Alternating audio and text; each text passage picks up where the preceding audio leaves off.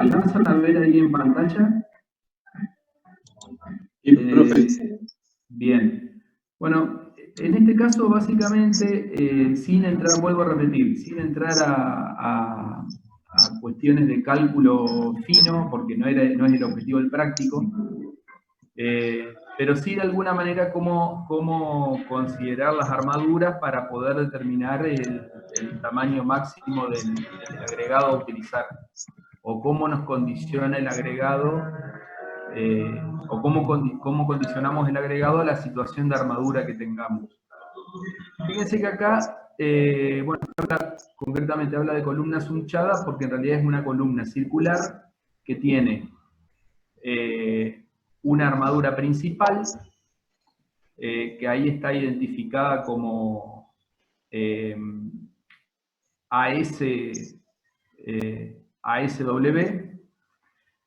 y beta SW es básicamente la armadura del suncho, la armadura que se llama del estribo, o de la hélice que de alguna manera suncha esa armadura principal. Bueno, concretamente vean que el número de barras mínimas en la armadura longitudinal de una columna de este tipo son 6. Vamos a ver que incluso más adelante el diámetro de esa barra suele ser 2 el mínimo. O sea, ahí tenemos 2 mínimos. Número mínimo de barras y número mínimo de diámetro de esa barra. O sea, 6 barras del 12 concretamente. Y parte del cálculo consiste en determinar cuál es el paso de ese suncho, de esa armadura secundaria, que de alguna manera va a mantener a las armaduras principales que están ahí, están dibujadas en trazo lleno, digamos, de manera vertical y paralelas entre sí. Bueno, básicamente está toda la consideración del cálculo. Vamos a ver si... ¿qué pasó con el archivo acá? Bueno, básicamente, ¿qué consideración vamos a tener? En realidad esto tiene que ver con lo que va a determinar el paso de la hélice, o sea, la altura del suncho es el valor del esfuerzo vertical, que normalmente es la descarga de la reacción de una viga o de una columna superior. Y básicamente, lo que arma, van a ver que hay una verificación que hace que más o menos ese paso, lo van a ver acá, no sé si ven mi cursor, siempre es menor o igual a 8 centímetros, normalmente. Así que ese es el valor general que pueden llegar a tomar en este caso. 8 centímetros como el paso de ese suncho. Y normalmente se elige una barra del 6. Una barra de diámetro 6 milímetros es la que conforma ese suncho o esa armadura secundaria. Otra pregunta que me hicieron, voy un poquito más arriba con este trabajo, tuvo que ver con este tema de los tabiques. Otra consulta que hubo es ¿qué armadura se suele tomar en el caso de los tabiques? Encontré la cosa que queríamos. ¿Cómo? Te levantas tus papotas, ¿verdad? Sí, en el caso entonces, ¿hay alguna consulta? Podés parar, llegué apurada. ¿Por qué no me deja grabar? Dios, basta. Hola, hola. Por favor, basta. ¿Me escuchan? Bueno, concretamente, en el caso de los tabiques, hay que distinguir dos situaciones. Si el tabique es simple, en cuanto al armado, o es doble. O sea, si tiene una malla simple o una malla doble, ¿sí? Y ahí en realidad este es un documento que está un poco desactualizado porque habla de dos tipos de hormigones que son de resistencia muy baja. pero básicamente lo que plantea es que ese tabique nunca tiene que tener un espesor, siempre el espesor tiene que ser mayor o igual a 8 centímetros en espesor, y la longitud siempre mayor o igual al 20% de la altura del piso, del piso, entendiendo como nivel de piso el nivel que va desde el nivel inferior, sería del piso, del contrapiso, al nivel del cielo raso superior. Bueno, esos son básicamente dos criterios para determinar espesores y longitudes de tabiques. Concretamente, como regla mnemotécnica básica, digamos, y para no complicarse mayormente en el tema de la determinación de la geometría de la estructura. Voy a dejar esto de lado. No sé si tienen alguna otra, porque un poco Agustín lo que me planteaba es que antes de empezar traten de sacarse algunas dudas al respecto en este sentido, digamos, si había alguna inquietud respecto de la cuestión estructural, de cómo considerar dimensiones, espesores, recubrimientos de la armadura que ustedes estaban eligiendo. No sé cómo van con el desarrollo ahí del práctico que deberían presentar. Habíamos quedado mañana, digamos, que era la fecha de presentación. No sé si alguien quiere pedir, no veo. Ajá, en el chat no aparece nada. ¿Está bien? Sí. Nosotros somos el grupo de la autopista. Autopista, bien. Elegimos un pavimento de hormigón rígido de 30 de espesor y usamos pasantes, ¿puede ser que se llamen? Sí, sí. Pasadores. Son exactamente, sí. Básicamente es el hierro que vincula un paño de losa con un paño contiguo. El pasante o pasador, digamos, es un diámetro, bueno, el proceso de cálculo lo van a ver en una materia específica, pero básicamente es un hierro que se ubica cada determinada, primero a la mitad de la altura, o sea que si el espesor es 30, va a los 15 centímetros de altura, y lo que hay que determinar es la longitud de anclaje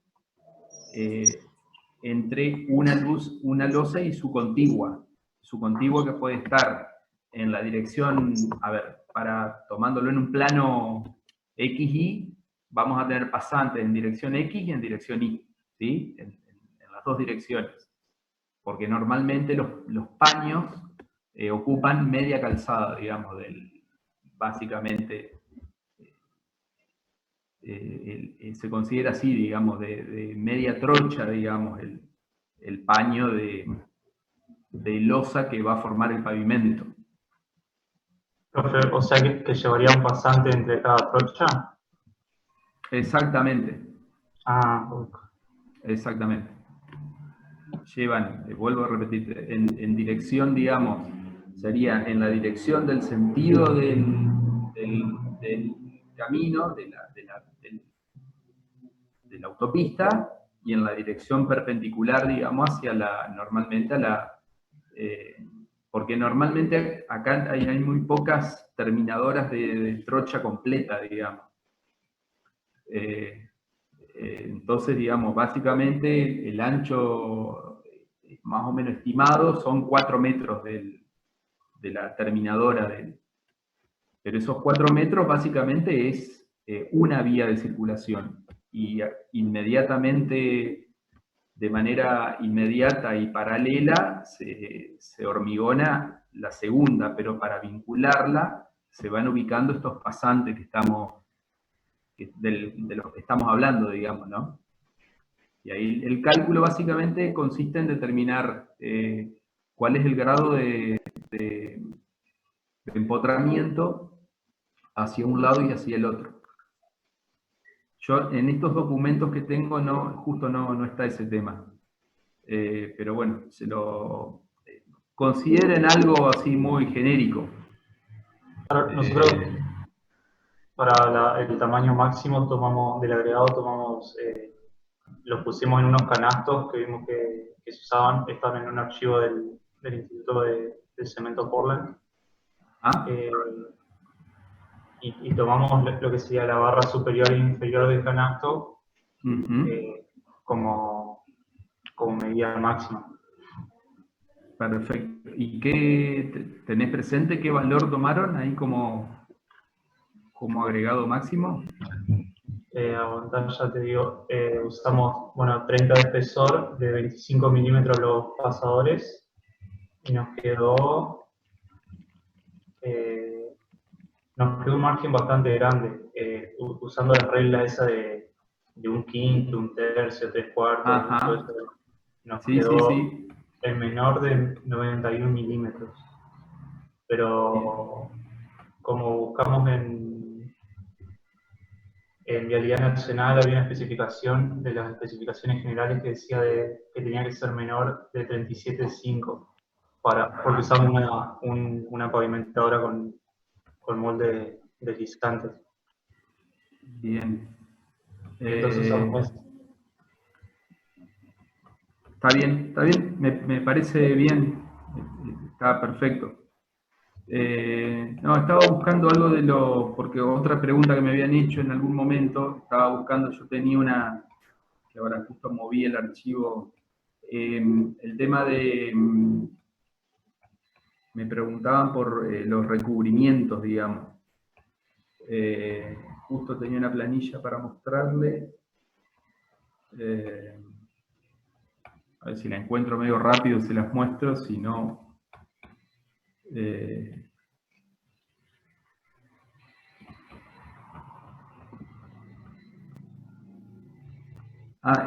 una consulta ahí del tema de la autopista. ¿Y qué tamaño están tomando más o menos del paño ese el paño que sería el paño de losa que estarían espesor 30, me dijiste? ¿El ancho de la trocha o el espesor de la losa? El espesor 30. El ancho quedaría y el largo por determinar. 4,5 sería el largo. Y el ancho era, creo que 7,3 tenía toda la calzada. Claro, toda la calzada 7,3, exactamente. 7,6 también se está usando. Ese valor está tendiendo a estandarizarse, digamos, en algún momento se pensaba estandarizarlo en 8 metros. Pero sí, 7,3 es un poco el valor básico que se está tomando. Bueno, volviendo al tema que les comentaba hoy de los recubrimientos, veo que no me jugó una mala pasada el archivo y el buscador. El tema de los recubrimientos en realidad tiene que ver, hay varios condicionantes, digamos, que hacen al recubrimiento que ustedes toman tanto en cualquier elemento estructural, que tiene que ver con las condiciones a las que está sometida la estructura y a la estructura en sí. Digamos, no es lo mismo concretamente varía el recubrimiento en columna, en viga, en losa, en tabiques, en pilotes. Cada uno tiene su como recubrimiento característico. Y tiene que ver básicamente con, como les decía, la exposición, digamos, al ambiente que va a tener esa estructura y a las dimensiones y a la geometría de la estructura. O sea, ahí hay un doble requisito, digamos, ¿no? Quiero decir, digamos, que con las dimensiones, por ejemplo, una columna estándar, digamos, de 20 por 20 de lados, siempre cuadrada, ¿no? Puede tener un recubrimiento mínimo de 1,5 centímetros. Pero si ese tamaño de columna aumenta, ¿sí? Qué sé yo, al doble, es como que proporcionalmente también puede aumentar, no es que se mantiene 1,5 el recubrimiento, sino hay como una progresión, aumenta. Eh, por eso,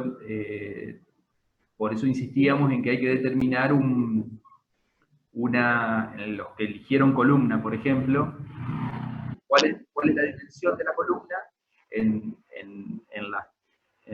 las tres direcciones, o sea, X, Y, Z, o sea, cuáles son los lados y el alto de la columna.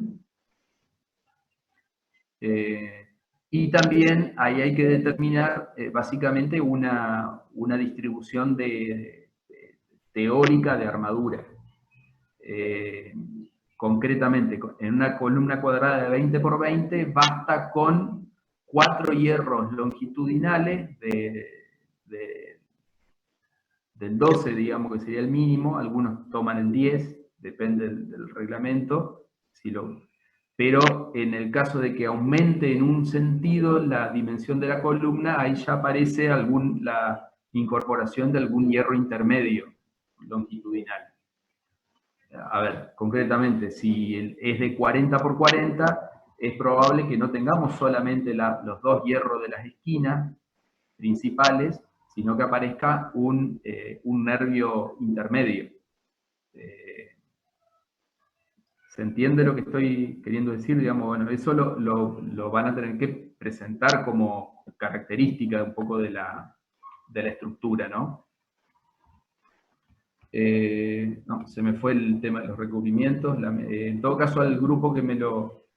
Yo en general, no sé si han visto, yo en general traté de hacerle capturas y enviárselo a los grupos puntualmente que me preguntaban por cuestiones así tan particulares, pero bueno, si tienen alguna consulta así individual, a mí yo creo que es Diana o Agustín, uno de los dos, me lo pasan al correo ese al Gmail de Tecnología del Hormigón.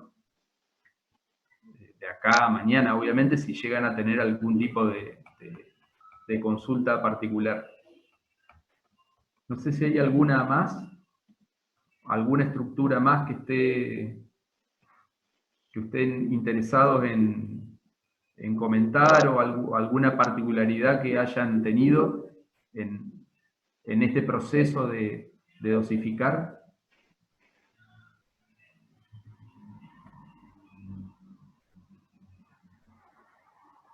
Los chicos que eligieron conductos, por ejemplo, conductos, alcantarillas y demás, no sé si de ellos no tuve ninguna consulta respecto de la estructura, entiendo que pudieron determinar valores de armadura y de dimensiones sin mayor problema. Si no, estoy a disposición para que me hagan la consulta.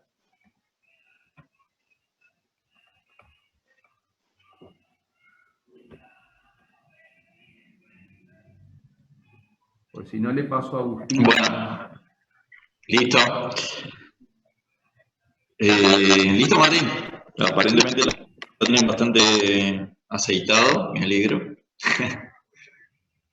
Así que bueno. Agustín, ya que estamos, Sí. ¿cuál sería ellos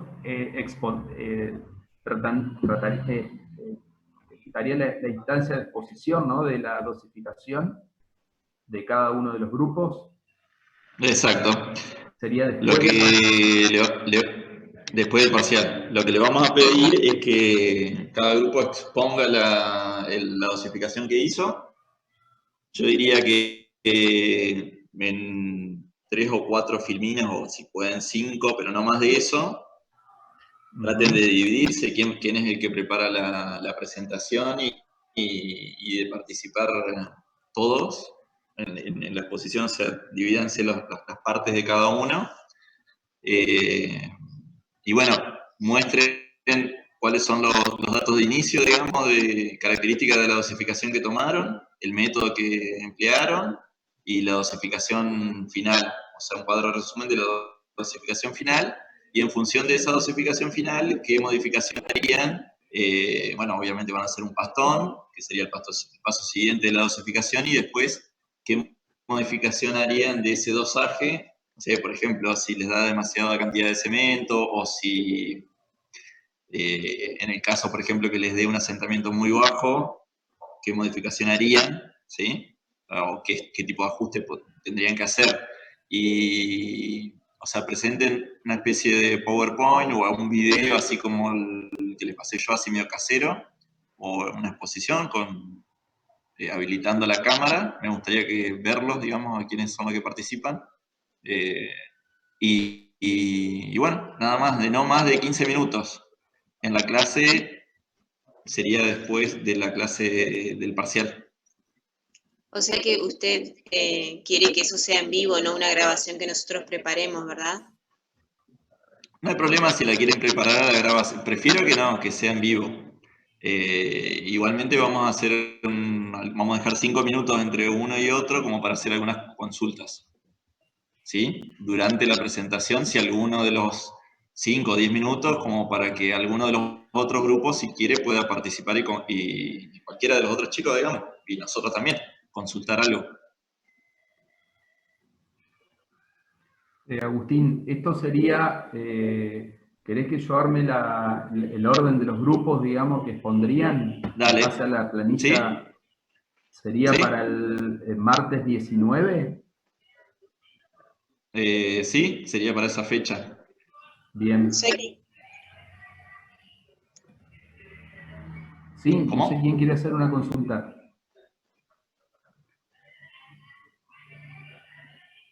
En realidad esa semana hay mesa de examen, o sea, no deberíamos... Sería la semana siguiente. 26. Exacto. Claro, Entiendo que van a rendir. Más de alguien, claro. seguramente Sí, algunos van a rendir. no la tenía presente. Entonces, yo preparo, les publico ahí en el grupo, en la clase del 26. Entonces sería donde Exacto. expondríamos. Exactamente. Bueno, la idea, Agustín, sería que esa clase sea toda o en gran parte destinada a exponer la dosificación de las distintas estructuras. Exactamente. Ocuparíamos casi toda la clase, digo. Sí, seguramente. Bien. Bueno, yo preparo la planilla y se la publico, trato de publicarla hoy mismo, digamos, durante el transcurso de la clase. Les digo que los que vamos a hacer una especie de cartilla, lo vamos a preparar con Martín, de cuáles son las cosas que vamos a evaluar de la exposición. Presentación, la forma de expresarse, justamente de presentar el contenido, si está bien desarrollado o si quedan cosas colgadas. Eso lo vamos a evaluar de cada una de las presentaciones, ¿de acuerdo? Bien. Sí, Agustín, ahí me parece que por lo que estuve mirando en la otra materia, hay una posibilidad de armar algo que se llama rúbrica, como una rúbrica viene a ser una especie de rúbrica. Exactamente. Sí, eso. Bien. Una matriz de evaluación, sí. Tal cual. Sí. Y la idea, bueno, sería presentar. Así que bueno, vayan. Sí, se la mostramos antes para que sepan que... Pero bueno, no es más de lo que ya saben, digamos, se va a evaluar lo que usualmente se evalúa. Presentación, claridad en exponer los contenidos, participación de todos los integrantes, bueno, eso. Respecto a la consulta del parcial, ya lo hablamos la clase pasada, igual también lo trabajamos también en el grupo de WhatsApp, que va a ser la semana que viene. El trabajo práctico se va a corregir antes. Sí, por eso la entrega es mañana. Claro, para darnos tiempo para poder corregir, tal cual.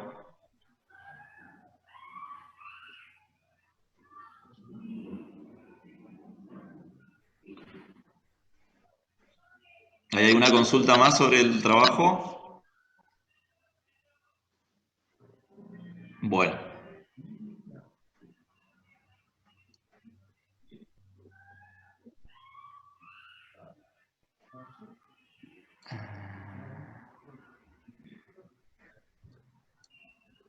Sí, después se las doy.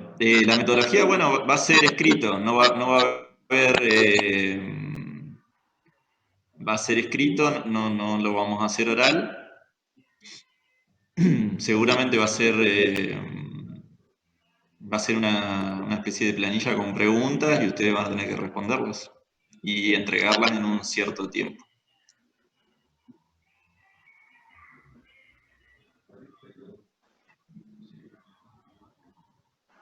A mí me gustaría Vamos a saber, tratar de que se... Agustín, si Sí. ellos ya han tenido alguna experiencia de algún otro parcial, de alguna otra materia, que nos puedan llegar a contar.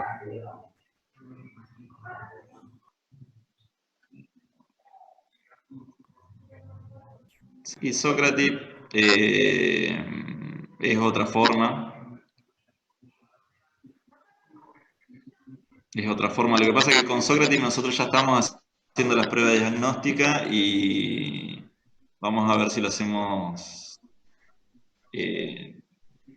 a través del campus, si lo podemos hacer a través de ahí. Me interesaría también que lo hagan a través de ahí. Yo ahí puedo poner tiempos y lo pueden ver ahí. Sí, hay otras formas por eso. Ah, mira. Sí, yo porque también ahí estamos pergeniando un parcial y no de una materia de primer año y la verdad que se nos está complicando la forma, digamos. Por eso consultaba. Sí, no. La forma de evaluación es clave ahora. Bueno, la semana justamente del 18 son los exámenes finales, así que imagínate. Estamos tratando de ver cuál es la forma más efectiva. Pero bueno, nosotros acá, como les decía el otro día, tenemos varias metodologías de evaluación que estamos aplicando, varias estrategias y herramientas, y tenemos, digamos, bastante conocimiento de cómo van cada una. El parcial no deja de ser una más, importante obviamente, pero no es más que una evaluación puntual, digamos. Importante, obviamente. Bueno, chicos, después podemos seguir hablando de eso. Me gustaría, ahora que estamos todos, invité, a ver si está, no te veo. Tomás, ¿estás? Sí, está. Hola Agustín, ¿cómo andás? Sí, estoy acá. Bien, perfecto. ¿Me escuchas? Invité, sí, se escucha perfecto. Bueno. Lo invité a Tomás que participe, el ingeniero Tomás Brown Moya, se recibió hace poco, acá en la Facu, el año pasado, si mal no recuerdo. Y bueno, con él y otros ingenieros, otro ingeniero, el ingeniero de Elisa y alumnos avanzados, desarrollamos una investigación aplicada con el agua proveniente del lavado de mixer.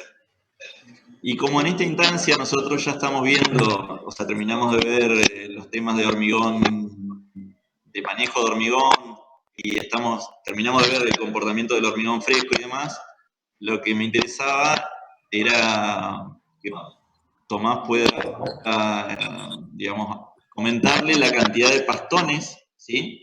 La cantidad de pruebas de dosificaciones que hicimos durante la evaluación en la investigación. O sea, cuántas pruebas hicimos y que le comente rápidamente los ensayos que le hicimos del hormigón fresco y del hormigón endurecido. Y si puede ser, Tomás, los ensayos de caracterización que hicimos de los agregados. Más que nada para que ustedes tengan en cuenta que lo que, digamos, enseñamos en la materia, lo que vamos viendo hasta ahora y lo que vamos a ver más adelante, fue aplicado en forma directa en este tipo de investigación y en definitiva en todas las investigaciones que tienen que ver con hormigones. Así que, Tomás, si querés comentarnos. Bueno, sí, respecto a lo que dijo Agustín, no hay mucho más para agregar. Nosotros, junto con el ingeniero de Elisa, hicimos una investigación en definitiva, de hormigón reciclado. Que bueno, nos llevó mucho tiempo porque por ahí es difícil con un material como puede ser el hormigón reciclado, que proviene del lavado de los camiones hormigoneros, conocer y determinar las características, porque es como algo sobre lo que no se suele trabajar, digamos.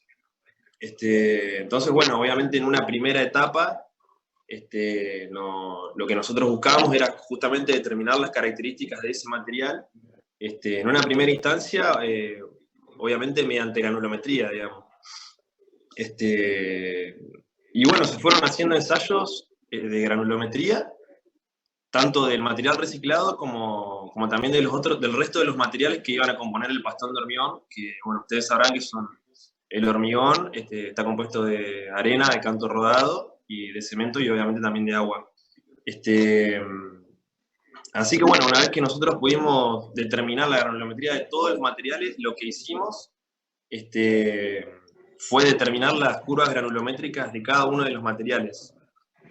Me imagino por ahí que a Agustín le interesa que muestre un poco eso. Si querés lo tengo acá en la compu, les puedo mostrar un poco de las curvas granulométricas y de por ahí, o sea, por ahí está bueno entender los procesos de ensayo de cada uno de los materiales, que bueno, obviamente en estos casos son de tamizado, etc. Pero también está bueno que sepan que es muy importante también el procesado de toda esa información, que bueno, nosotros lo trabajamos todo en Excel. Sí, bueno, está bien. les muestro entonces las curvas granulométricas, si querés o no. Mostrarle las curvas, mostrarle los rangos de trabajo. Si te acordás también los otros ensayos, además de granulometría, o sea, qué propiedades son las que obtuvimos, y los otros ensayos, si te acordás, de los agregados. A ver, si me ayudaba un poquito mejor, porque la verdad que ando medio colgado por ahí con el tema del ensayo de todo lo que se hizo, porque fueron bastantes, pero... Sí, fueron muchos. ¿Sí te acordás que también hicimos absorción? Las densidades, la dificultad que tuvimos con las densidades, sobre todo Claro, bueno. no tanto de la arena y la piedra, sino más que nada del material. Claro. Por ahí para determinar la densidad de la arena o de la piedra puede ser que sea más sencillo porque por ahí son materiales más homogéneos, digamos. Pero bueno, en el caso del hormigón reciclado, es un material bastante heterogéneo porque ya está compuesto de diversos materiales, digamos.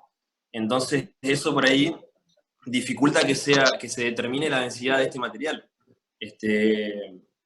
Por eso nosotros por ahí el material estaba compuesto de una parte gruesa y de una parte fina. Y como ustedes sabrán, la parte fina por ahí tiene más absorción de humedad. Entonces, a la hora de determinar las densidades, se nos complicaba un montón y no sabíamos cómo hacer, si hacerlo por separado, si separar la parte fina de la parte gruesa y a eso después interpolarlo y obtener una densidad única. Pero bueno, en definitiva eso fue lo que terminamos haciendo. Determinamos por separado la parte fina de la parte gruesa, sus densidades, y bueno, terminamos adoptando de esa forma un valor de densidad para este material reciclado, que obviamente esa característica era una de las más importantes para poder después realizar el dosaje, porque nosotros, bueno, justamente, capaz que me faltó hablar de la parte más importante del proyecto, pero lo que nosotros buscábamos era, de este material reciclado, nosotros buscábamos incorporarlo en pastones de hormigón y determinar cuáles eran los porcentajes de material reciclado que podíamos incluir dentro del pastón. Y bueno, hicimos pruebas incluyendo 30%, 45% y 60% de material reciclado. Y bueno, obviamente para cada una de las cantidades de incorporaciones de material reciclado, nosotros necesitábamos hacer distintos dosajes. Y bueno, eso lleva todo un cálculo que como les decía antes, son las planillas que por ahí pueden estar, son las que se ven en la pantalla, digamos. Que bueno, lo que me interesa un poco mostrar es esta parte de cómo se fue determinando la granulometría de cada uno de los materiales, por cada uno de los tamices, que es lo que pueden por ahí ver en la pantalla. O sea, nosotros lo que hacíamos era determinar los porcentajes, los pesos de material retenido en cada uno de los tamices, volcábamos los valores en la tabla de Excel, y bueno, después uno va configurando obviamente la planilla y eso nos va dando las curvas granulométricas, que bueno, en este caso es la que se está viendo es la curva de la arena fina, y bueno, la curva propiamente del material que nosotros ensayamos es la que está en color negro, y las otras son las curvas límites, digamos. Lo que nosotros buscábamos justamente era verificar que nuestro material esté dentro de esas curvas límites. Bueno, lo mismo se hizo para la arena gruesa. Acá está la curva, que bueno, acá se ve que en este caso puntual está un poquito por fuera de las curvas límites. Lo mismo para la piedra, sí. La sala de Zoom, vamos a tener que volver a entrar porque queda un minuto, me acaba de avisar Martín, así que vamos a habilitar una nueva y ahí completas. Dale, tranquilo.